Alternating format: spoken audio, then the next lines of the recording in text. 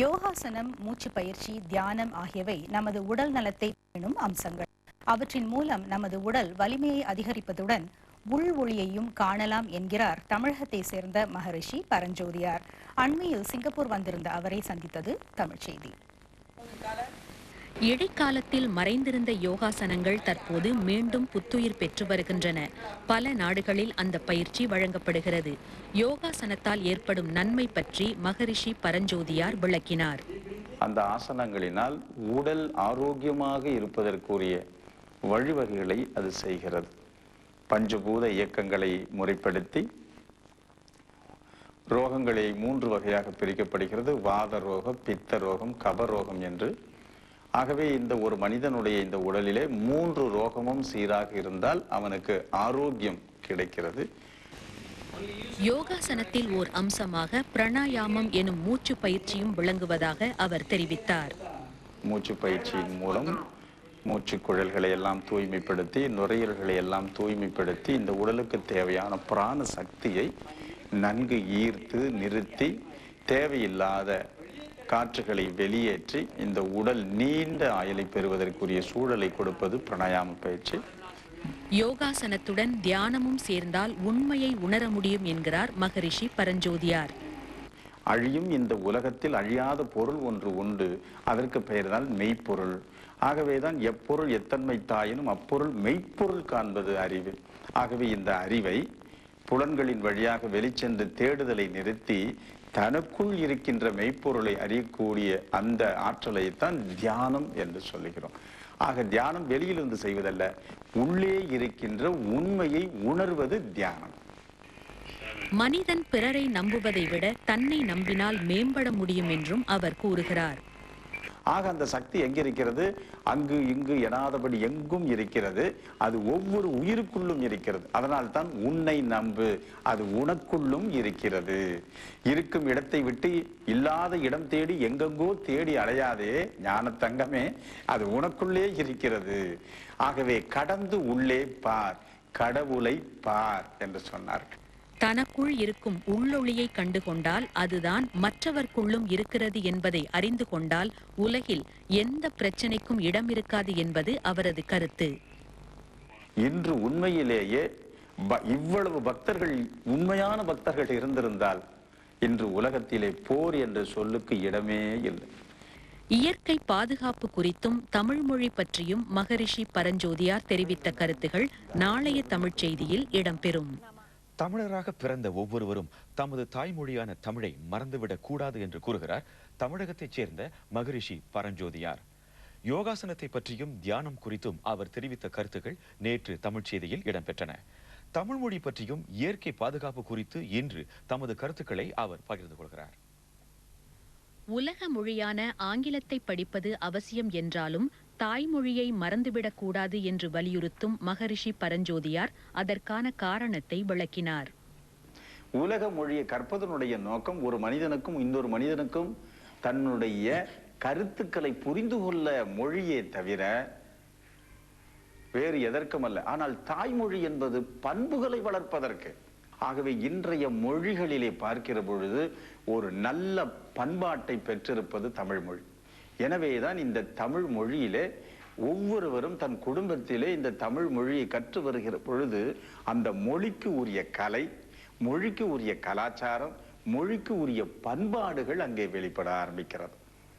ஆகவேதான் அந்த மொழி வளர்ச்சி மிக மிக அவசியமாக தேவைப்படுகிறது. ஏனென்றால் குழந்தைகளுக்கு இந்த தாய் என்ன மொழியிலே பேசுகிறாளோ அந்த சிந்தனைகள் தான் வளர்க்கப்படும். தாய்மொழி சிந்தனைகள் வளர்வதால் நிச்சயம் ஒரு வளர்ச்சி ஏற்படும். ஆகவேதான் அவசியம் தாய்மொழியை ஒருபோதும் மறக்கக்கூடாது. அதுவும் தமிழனாக பிறந்தவன் தன் மொழியை ஒருபோதும் மறந்துவிடக்கூடாது. ஏனென்றால் அந்த மொழியில் என்ன இருக்கிறது என்று கேட்கிறார்கள் என்று. என்ன இல்லை என்று திருப்பி கேட்கலாம். என்ன வேண்டும் உனக்கு? அன்று இன்னும் அடுத்த நூற்றாண்டிலே என்ன நடக்கும் என்ற அற்புதமான தொலைதூர நோக்கு இந்த தமிழ் மொழியிலே இருக்கிறது. எடுத்துக்காட்டாக அவர் திருமூலரின் திருமந்திரத்தை குறிப்பிட்டார். மனித வாழ்க்கைக்கு தேவையான யோக சாஸ்திரம் அடைந்த 12 திருமுறைகளிலே 10ஆம் திருமுறை என்ற திருமூலர் இயற்றிய அந்த திருமந்திரத்தை படிக்கவில்லை. திருமந்திரத்திலே எல்லாம் இருக்கிறது. கருவிற்கு முன்பு எப்படி இருக்க வேண்டும், கரு உருவாகிற பொழுது எப்படி இருக்க வேண்டும், கரு வளர்ச்சியில் எப்படி இருக்க வேண்டும், ஒரு குழந்தை ஏன் ஊனமாக பிறக்கிறான், ஏன் குருடாக பிறக்கிறான், எல்லா பிறப்புகளும் எப்படி பிறக்கிறது என்று பிறப்பின் ரகசியமும் இருக்கிறது, இறப்பின் ரகசியமும் இருக்கிறது, பிரபஞ்சத்தினுடைய தோற்றம் இருக்கிறது, பிரபஞ்சத்தினுடைய பிரளயம் அதிலே இருக்கிறது. ஆகவேதான் எல்லாம் இதில் இருக்கிறது. இயற்கையை பற்றி கூறிய அவர், மனிதனுக்கு சுயநலம் அதிகரித்து விட்டதால் இயற்கையை பாதுகாக்க தவறிவிட்டான் என்கிறார். அன்று இயற்கையை நினைத்து வழிபாடுகளை செய்தார்கள். வழிபாடு என்றால் என்ன? இயற்கையை பாதுகாப்பதுதான் இயற்கை வழிபாடு.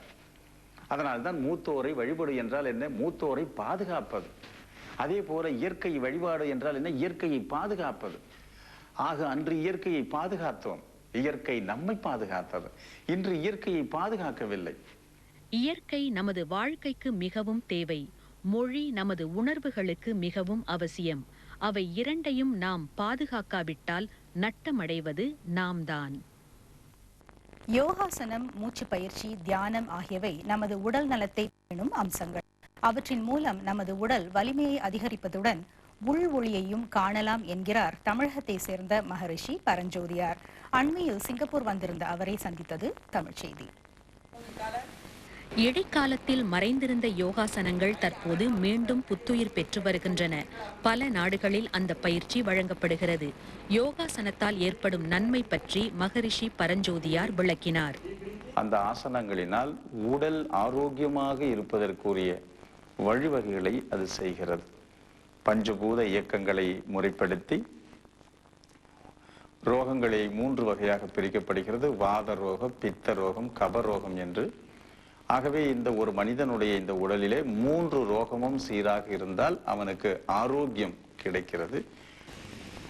யோகாசனத்தில் ஓர் அம்சமாக பிராணாயாமம் எனும் மூச்சு பயிற்சியும் விளங்குவதாக அவர் தெரிவித்தார்.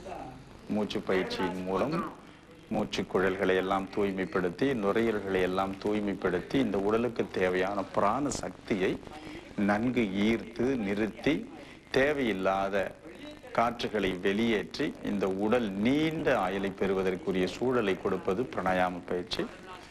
யோகாசனத்துடன் தியானமும் சேர்ந்தால் உண்மையை உணர முடியும் என்கிறார் மகரிஷி பரஞ்சோதியார். அழியும் இந்த உலகத்தில் அழியாத பொருள் ஒன்று உண்டு. அதற்கு பெயர்தான் மெய்ப்பொருள். ஆகவேதான் எப்பொருள் எத்தன்மை தாயினும் அப்பொருள் மெய்ப்பொருள் காண்பது அறிவு. ஆகவே இந்த அறிவை புலன்களின் வழியாக வெளிச்சென்று தேடுதலை நிறுத்தி தனக்குள் இருக்கின்ற மெய்ப்பொருளை அறியக்கூடிய அந்த ஆற்றலைத்தான் தியானம் என்று சொல்லுகிறோம். ஆக தியானம் வெளியிலிருந்து செய்வதல்ல, உள்ளே இருக்கின்ற உண்மையை உணர்வது தியானம். மனிதன் பிறரை நம்புவதை விட தன்னை நம்பினால் மேம்பட முடியும் என்றும் அவர் கூறுகிறார். ஆக அந்த சக்தி எங்கிருக்கிறது? அங்கு இங்கு எனாதபடி எங்கும் இருக்கிறது. அது ஒவ்வொரு உயிருக்குள்ளும் இருக்கிறது. அதனால் தான் உன்னை நம்பு, அது உனக்குள்ளும் இருக்கிறது. இருக்கும் இடத்தை விட்டு இல்லாத இடம் தேடி எங்கெங்கோ தேடி அலையாதே ஞான தங்கமே, அது உனக்குள்ளே இருக்கிறது. ஆகவே கடந்து உள்ளே பார், கடவுளை பார் என்று சொன்னார்கள். தனக்குள் இருக்கும் உள்ளொளியை கண்டுகொண்டால் அதுதான் மற்றவர்க்குள்ளும் இருக்கிறது என்பதை அறிந்து கொண்டால் உலகில் எந்த பிரச்சனைக்கும் இடம் இருக்காது என்பது அவரது கருத்து. இன்று உண்மையிலேயே இவ்வளவு பக்தர்கள், உண்மையான பக்தர்கள் இருந்திருந்தால் இன்று உலகத்திலே போர் என்ற சொல்லுக்கு இடமே இல்லை. இயற்கை பாதுகாப்பு குறித்தும் தமிழ் மொழி பற்றியும் மகரிஷி பரஞ்சோதியார் தெரிவித்த கருத்துகள் நாளைய தமிழ்ச் செய்தியில் இடம்பெறும். தமிழராக பிறந்த ஒவ்வொருவரும் தமது தாய்மொழியான தமிழை மறந்துவிடக் கூடாது என்று கூறுகிறார் தமிழகத்தைச் சேர்ந்த மகரிஷி பரஞ்சோதியார். யோகாசனத்தை பற்றியும் தியானம் குறித்தும் அவர் தெரிவித்த கருத்துக்கள் நேற்று தமிழ்ச் செய்தியில் இடம்பெற்றன. தமிழ் மொழி பற்றியும் இயற்கை பாதுகாப்பு குறித்து இன்று தமது கருத்துக்களை அவர் பகிர்ந்து கொள்கிறார். உலக மொழியான ஆங்கிலத்தை படிப்பது அவசியம் என்றாலும் தாய்மொழியை மறந்துவிடக் கூடாது என்று வலியுறுத்தும் மகரிஷி பரஞ்சோதியார் அதற்கான காரணத்தை விளக்கினார். உலக மொழியை கற்பதனுடைய நோக்கம் ஒரு மனிதனுக்கும் இன்னொரு மனிதனுக்கும் தன்னுடைய கருத்துக்களை புரிந்து கொள்ள மொழியே தவிர வேறு எதற்கும் அல்ல. ஆனால் தாய்மொழி என்பது பண்புகளை வளர்ப்பதற்கு. ஆகவே இன்றைய மொழிகளிலே பார்க்கிற பொழுது ஒரு நல்ல பண்பாட்டை பெற்றிருப்பது தமிழ் மொழி. எனவேதான் இந்த தமிழ் மொழியிலே ஒவ்வொருவரும் தன் குடும்பத்திலே இந்த தமிழ் மொழியை கற்று வருகிற பொழுது அந்த மொழிக்கு உரிய கலை, மொழிக்கு உரிய கலாச்சாரம், மொழிக்கு உரிய பண்பாடுகள் அங்கே வெளிப்பட ஆரம்பிக்கிறது. ஆகவேதான் அந்த மொழி வளர்ச்சி மிக மிக அவசியமாக தேவைப்படுகிறது. ஏனென்றால் குழந்தைகளுக்கு இந்த தாய் என்ன மொழியிலே பேசுகிறாளோ அந்த சிந்தனைகள் தான் வளர்க்கப்படும். தாய்மொழி சிந்தனைகள் வளர்வதால் நிச்சயம் ஒரு வளர்ச்சி ஏற்படும்.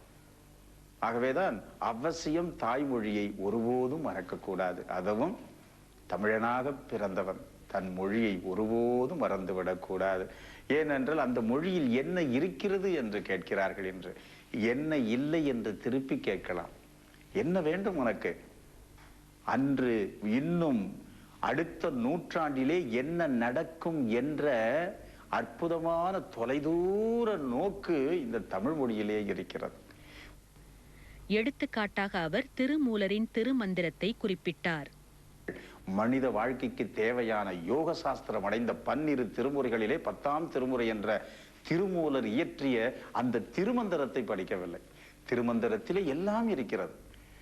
கருவிற்கு முன்பு எப்படி இருக்க வேண்டும், கரு உருவாகிற பொழுது எப்படி இருக்க வேண்டும், கரு வளர்ச்சியில் எப்படி இருக்க வேண்டும், ஒரு குழந்தை ஏன் ஊனமாக பிறக்கிறான், ஏன் குருடாக பிறக்கிறான், எல்லா பிறப்புகளும் எப்படி பிறக்கிறது என்ற பிறப்பின் ரகசியமும் இருக்கிறது, இறப்பின் ரகசியமும் இருக்கிறது, பிரபஞ்சத்தினுடைய தோற்றம் இருக்கிறது, பிரபஞ்சத்தினுடைய பிரளயம் அதிலே இருக்கிறது.